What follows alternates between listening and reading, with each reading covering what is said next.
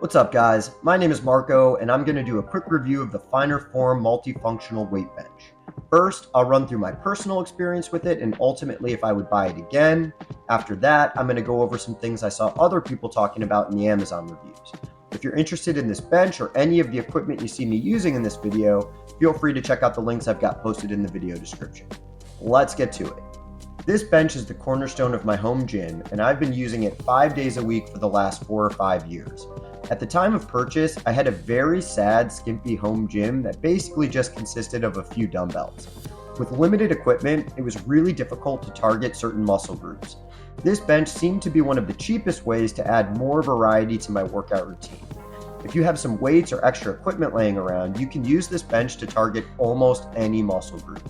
I've been using this for years and I'm still discovering new workouts I can do with it. There are 2 different models available, but I ultimately went with the slightly more expensive one because it has an adjustable seat. I was specifically looking for an adjustable bench that could be used for flat, incline, or decline workouts.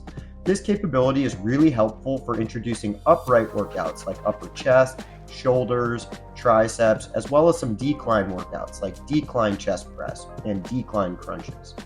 Without fancy machines or equipment, I was also struggling to find ways to target my lower back. So I was drawn to this bench specifically for the lower back extension attachment. So the first major advantage of this bench is the wide range of exercises it can be used for. As far as durability and quality are concerned, I'm going to speak from my personal experience first, and then later in this video I'll discuss some things I saw other people talking about. As far as I can tell, the bench functions and ages as expected. This is the only bench I've ever purchased, so I don't have much to compare it to, but with 4 or 5 years of consistent use, I wouldn't be surprised to see a little bit of wear and tear. There are a few spots that the coating is chipping off the metal, a little rubber stopper that keeps the calf roller on occasionally falls off, and there are some minor tears showing up on some of the padding. For the most part, things I would kind of expect. Luckily, most of the damage I've seen is just superficial. The bench functions just as good as it ever did. For overall stability, it creaks and squeaks a little during certain workouts, but I've never been overly concerned about it collapsing or breaking. It seems to be sturdy enough for the task at hand. Over the last 5 years, I've found 3 areas that could use a little bit of improvement. The first small problem is related to the lower back extension. In the past, I just used typical standalone Roman chairs for this exercise. They're not usually connected to a bench, so the problem that I've had with this one in particular is that the range of motion is a little bit limited by the bench itself. I still use it for back extensions and it's definitely good enough for now, but a little more range of motion would have been nice. The second con is related to the backrest support bar. If you're rushing through a workout and quickly adjusting the bench, it's definitely possible to set the bench position without the piece properly locking into the slot. And if you're not paying attention to this when you adjust the bench, it can collapse when you get back onto it. After a close call or 2, I've learned to deliberately double check that the support bar is locked into position appropriately anytime I make an adjustment. The last little con has to do with the preacher curl attachment. The padding piece is a little narrow, so it can kind of be awkward trying to get my arm lined up on here for an exercise. Ultimately, you can only do one arm at a time because the cushion is just not wide enough. Based on my assessment over the last few years of use, I feel that the pros have definitely outweighed the cons. I think this bench is perfect for an intermediate user that is looking for a good compromise between cost and quality. I've gotten more than my money's worth over the last few years, and I'm sure I will continue to use this for years to come. So I can safely say that I would buy this bench again. Now, just to make sure you guys have all the information you need, I also went digging through the Amazon reviews to see what other people are saying. With roughly 2,100 reviews, this bench has a 4.5 star rating. The vast majority of people are super happy with it. A lot of customers are impressed with the overall value considering the low cost. But who really cares about the good reviews? I'm here for the drama.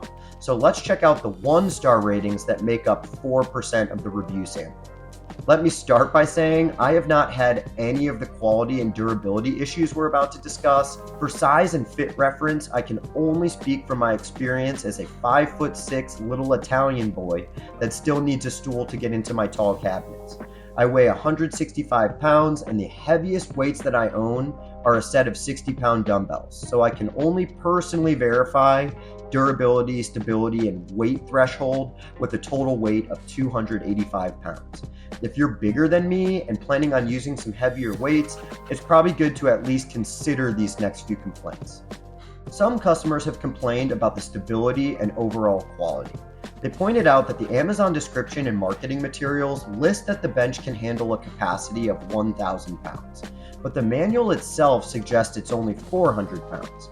I went back to look through my product manual and it does seem a little sketchy. It looks like it was initially printed to say 400 pounds and someone scratched it out with a pen and added in 1,000. Other people said that they had zero faith in this bench's ability to support them, which is also not super comforting. For what it's worth, Finer Form has upgraded this model since my purchase. The new model has an additional support bar and wheels.